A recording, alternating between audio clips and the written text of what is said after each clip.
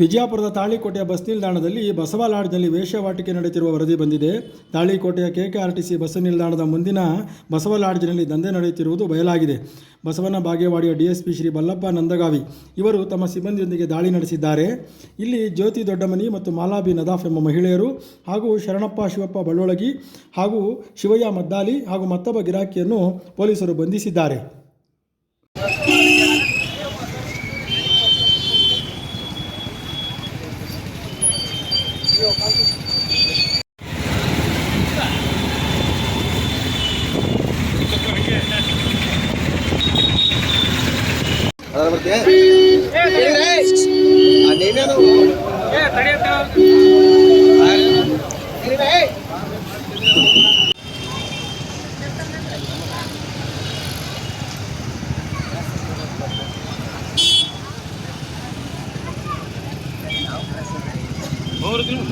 okay ಮೊದಲ ಇದು ಲಾಜಿಂದು front ಬುನಾದಿ